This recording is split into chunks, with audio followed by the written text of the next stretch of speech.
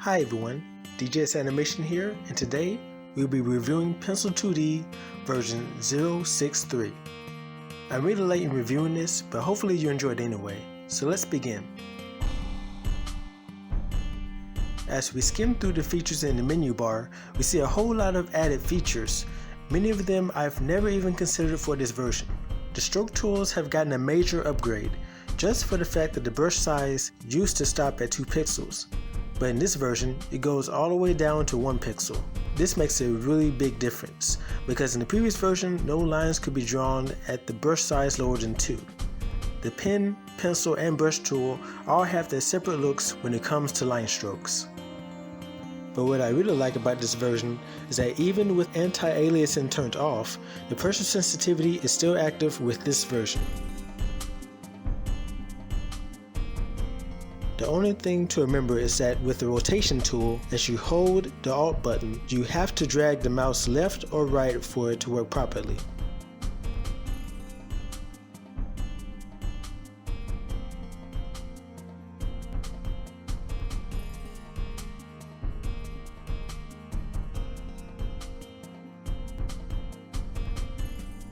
In terms of the color palette, the new changes are amazing.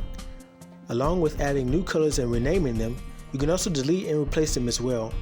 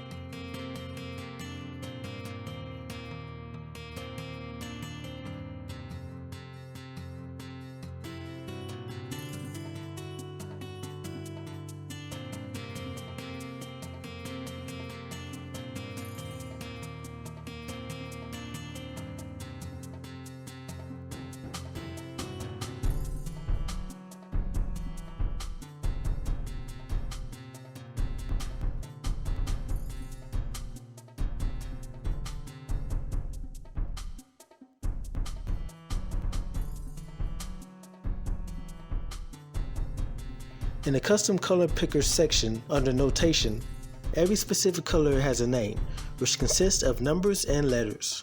This type of notation is commonly seen in many graphics programs such as GIMP and Photoshop. The combination of these two features, along with the ability to change the size and format of your view palette, this is a huge jump in quality for this version.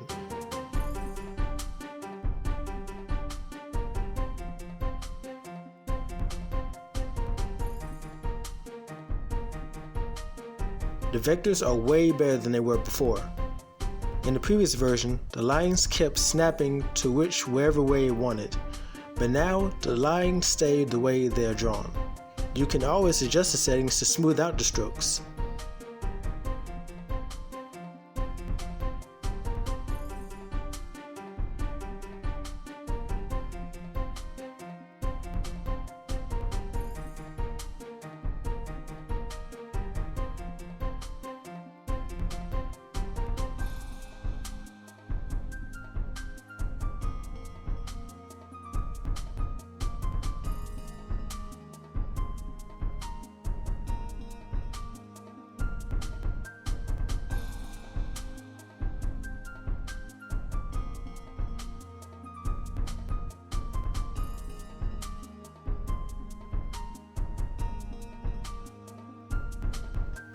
In the realm of actually animating on bitmap layers, everything works like it's supposed to. They added 2 distinctive tools for assisting with viewing your frames consecutively: flipping in between and flip rolling. These are available in case you don't want to manually scrub through your frames. The speed at which the feature can flip or roll through your drawings can be sped up or slowed down in the preferences under the timeline tab. As you can see, I have the freedom of animating as I flip or roll between drawings, so that I can maintain the flow of movement in my head without having to think about anything else.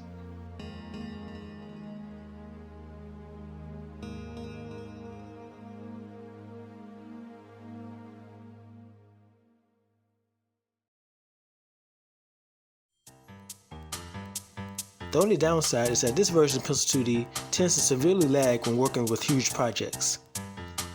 When using this version, make sure to animate at a scale that is not too large for the program to handle, as well as not adding too many layers.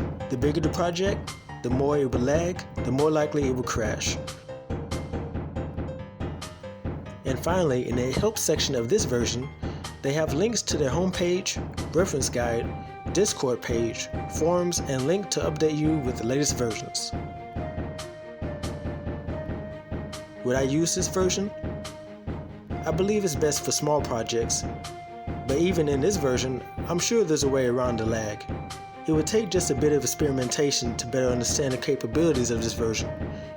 I really enjoyed the flip and roll feature, which definitely will help any animator stay in the zone when animating without having to scrub between frames manually.